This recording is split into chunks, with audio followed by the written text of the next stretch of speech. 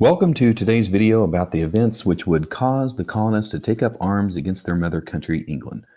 In the last video, we learned about how the colonial militia and British troops defeated the French and their Native American partners in the French and Indian War.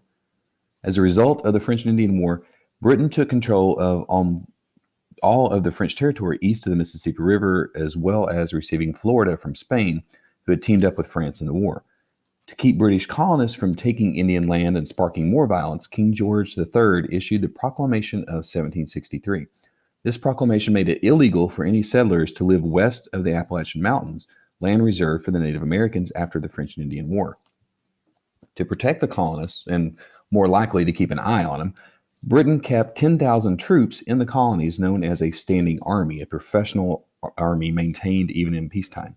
This alarmed the colonists, who feared that a large number of British troops might interfere with their liberties. Up to this point, Parliament had practiced salutary neglect, or not really enforcing laws governing the colonies. The colonies basically took care of themselves. As long as they didn't cause any ruckus and they paid their taxes, Parliament and the king basically left them alone. The colonists had gotten used to governing themselves, used to acting a certain way. They had established their own way of doing things. However, that's beginning to change. The French and Indian War was very expensive, and in order to help pay off the debt from the French and Indian War and to pay for all those British soldiers that were protecting the colonists, Britain decided to tax the colonists. Additionally, Britain's Prime Minister, George Grenville, was determined to take action against smuggling in the colonies. In 1763, Grenville convinced Parliament to pass a law allowing smugglers to be sent to vice admiralty courts. These vice admiralty courts were run by officers. They didn't have juries. Not only did they not have juries, but the burden of proof was on the accused instead of on the officers who seized their property. Much of the time, ships belonging to colonists were seized by the British officials on really weak evidence. The colonists had to prove that they were innocent instead of the officials proving that the colonist was guilty. The courts also generally only tried colonists. Any British official who was accused of breaking the law would be sent back to England away from the colonies to stand trial. The colonists saw this as a right being denied them. As English citizens, they should have a trial by jury. To raise money, Britain passed the Sugar Act of 1764. Ironically, the Sugar Act actually lowered the amount of taxes on molasses from 6 cents to 3 cents per gallon. Sounds good, right? Well, it also put a lot more punishment on smugglers. British officers could seize or take goods from smugglers without going to court. When they did go to court, it was a vice admiralty court without a jury, not a colonial court. Colonial courts, up to this point, had been pretty lenient on smugglers because, they liked their smuggled goods. In 1765, England passed the Stamp Act. Any printed paper, we're talking about legal documents, playing cards, newspapers, anything that was printed, had to be taxed and have a stamp put on it proving that the tax was paid. This angered the colonists because paper is everywhere. Almost everyone used some sort of paper product. Protests broke out, and people began boycotting British goods. Colonists got together in what was called the Stamp Act Congress to discuss what they should do about it. They wrote a petition explaining how the Stamp Act was a violation of their natural and political rights. After enough British merchants complained, because it was hurting their business too, Parliament repealed the Stamp Act in 1766. But on the same day, British Parliament issued the Declaratory Act.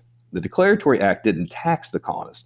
It was just a statement that said, or declared, that Parliament had the power to tax the colonists however it wanted to.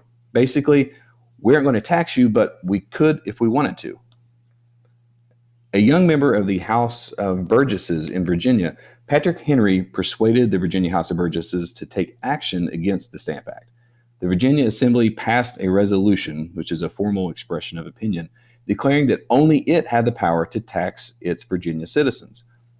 The issue wasn't really paying taxes. Colonists had been paying taxes since they arrived in Jamestown. It's who's making you pay the taxes. They didn't have any representation in Parliament who was making all these new taxes for the colonies. Patrick Henry raised the cry, "No taxation without representation." The Virginia resolution declared that the Virginia House of Burgesses was the only body with the power to tax its citizens. In Boston, Samuel Adams helped start an organization called the Sons of Liberty. Members took to the streets in protest of the Stamp Act. People in other cities started organizing the Sons of Liberty as well. Now, this was all before Snapchat and DM, before cell phones or even home phones. People couldn't call someone in another city or colony. This was before cars and trains, so people didn't travel much either. Other than traders and sailors, most people stayed in their colony, usually stayed within their own city. People didn't share ideas or news. There really wasn't a way to do it. So Samuel Adams helped set up committees of correspondence to communicate with each other from colony to colony. Those in Boston wanted to know what was going on in New York. Those in Philadelphia wanted to share their ideas and opinions with those in Virginia, and the committees of correspondence gave them a means to do so. Women who took an active role in the protest of British laws called themselves the Daughters of Liberty. They organized groups to support the boycott of British goods, and they urged Americans to wear homemade fabrics and produce goods that were previously only available from Britain. Now, Parliament still needs money to help pay for this French and Indian War and for the troops that they're keeping. So in 1767, Parliament passed the Townshend Acts, which put a tax on glass, lead, paint, paper, tea, lots of things. The colonists were infuriated by another tax being passed without their permission. To enforce the Townshend Acts, Parliament authorized writs of assistance, which gave customs officers the right to enter any location and search for smuggled goods. This meant if a soldier simply thought you were smuggling something, they could search your home or your business. Today, police must get a warrant that is based on having some credible reason for needing to search your property. But at that time, writs of assistance allowed soldiers to search anyone at any time.